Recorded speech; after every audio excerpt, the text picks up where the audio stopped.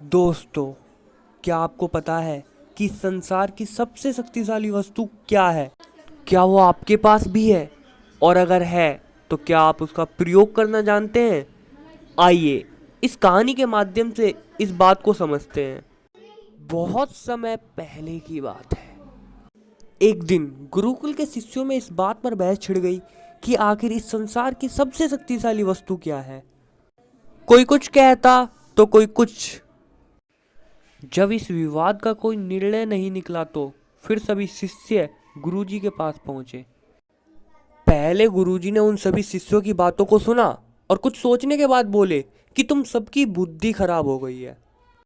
क्या ये अनाप शनाप निरर्थक प्रश्न कर रहे हो? इतना कहकर वे वहां से चले गए। हमेशा शांत स्वभाव में रहने वाले गुरुजी से किसी ने इस व्यवहार की उम्मीद नहीं की थी। सभी शिष्य क्रोधित हो उठे और आपस में गुरुजी के इस व्यवहार की आलोचना करने लगे।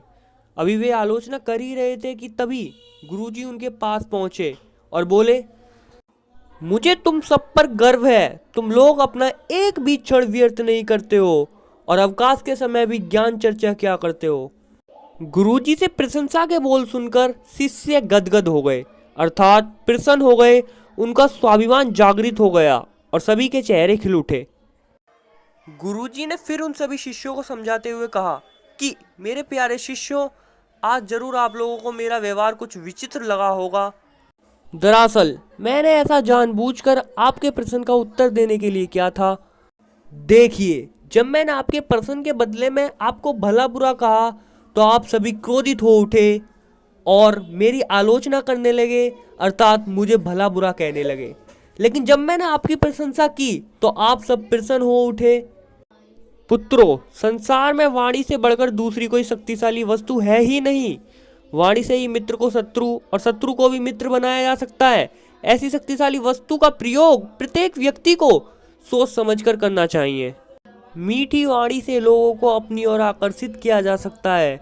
गुरुजी की बातें सुनकर शिष्यगण संतुष्ट होकर लौट आए और उस दिन से मीठा बोलने का अभ्यास करने लगे। दोस्तों, हमारी बोलियां, हमारी वाणी बेहद शक्तिशाली होती है।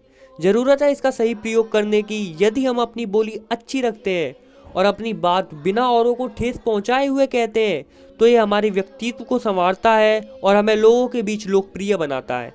वहीं अगर हम नॉर्मल बात भी डिसरिस्पेक्ट या क्रोध के साथ कहते हैं तो ना हम ठीक से अपना मैसेज कन्वे कर पाते हैं और ना ही दूसरे के हृदय में अपने लिए कोई भी जगह बना पाते हैं।